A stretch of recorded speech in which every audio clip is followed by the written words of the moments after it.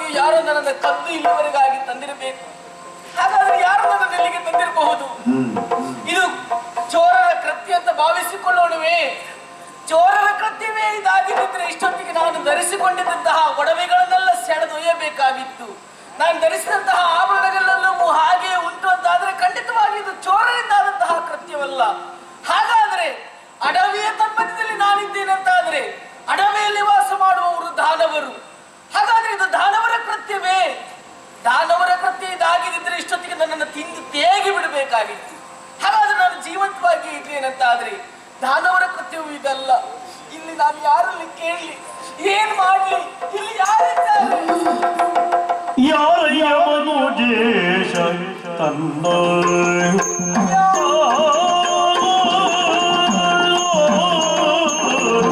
ಯಾರಯ್ಯ ಮನುಜೇಶ ತನ್ನ ಯಾರಯ್ಯ ಮನುಜೇಶ ತನ್ನ ಕೂಡಿ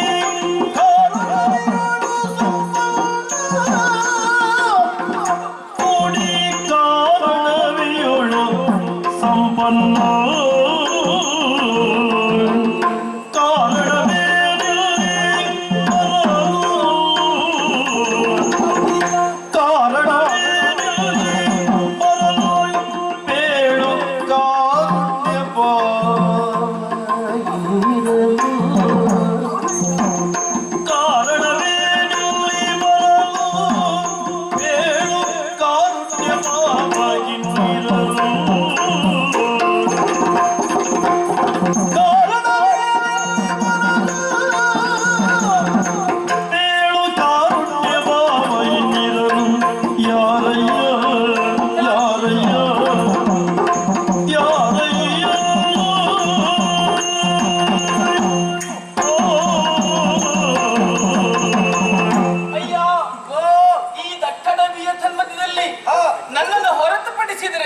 ನನ್ನ ಕಣ್ಣಿಗೆ ಗೋಚರವಾಗಿದ್ದು ನೀವು.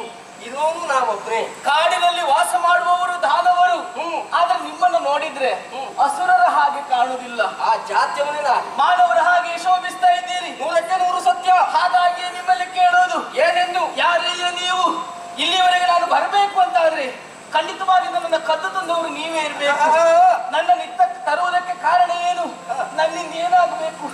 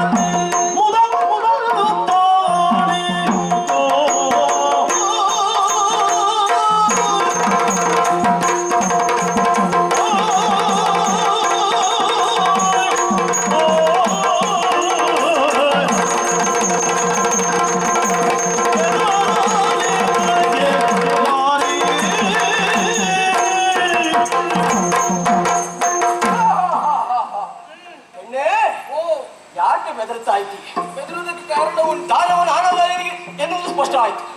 ಆದ್ರೆ ನಾನು ಕಳ್ಳ ಹಾಗೆ ಬಾಯಿಸುವುದು ಬೇಡ. ಕಳ್ಳ ಅಲ್ಲ. ಕಳ್ಳ ಅಲ್ಲ ಹಾಗಂತ ಕಳ್ಳ ಆಗ್ಬೇಕು ಅಂತ ಬಂದವ. ಹೌದಾ? ಯಾವ ಕಳ್ಳ? ಯಾವ ಕಳ್ಳ? ನಿನ್ನ ಹೃದಯವನ್ನು ಗೆಲ್ಲುವಂತಹ ಕಳ್ಳ. ಹೌದು.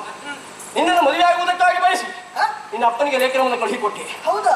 ಆದ್ರೆ ನಿನ್ನ ಅಪ್ಪ ಉದ್ದಾಟ ಬದಲಕ್ಕುವರಿ ಏನು ಅಂತ ಹೇಳಿದ. ಅವನು ನನಗೆ ಜನ್ಮ ನಮ್ಮ ಜಾತಿಯ ಹೆಣ್ಣಿಲ್ಲದೆ ಹೋದವನ ನಾನು. ಓಹೋ, ಅಂತ ಅಂದ್ರೆ ನಮ್ಮ ಜಾತಿ ಅಂದ್ರೆ ಅಷ್ಟು ಕೆಳಗ ಹೆಣ್ಣು ಸಿಗೋದಿಲ್ವಾ? ನನಗೆ ಗೊತ್ತಿಲ್ಲ ನೀವು ಯಾವ ಜಾತಿ ಅಂತ. ಹಾಗಿದ್ರೆ ಕೇಳು, ನಾನು ಕ್ಷತ್ರಿಯ, ನಮ್ಮ ಜಾತಿಯಲ್ಲಿ ಹೆಣ್ಣಿಗೆ ಯಾವ ಸಮಸ್ಯೆ ಇಲ್ಲ. ಆದ್ರೂ ನಾ ಮದುವೆ ಆಗ್ಲಿಲ್ಲ. ಯಾಕಾಗ್ಲಿಲ್ಲ? ಯಾಕೆ? ನಿನ್ನಂತ ಹೆಣ್ಣು ಸಿಗ್ಲಿಲ್ಲ.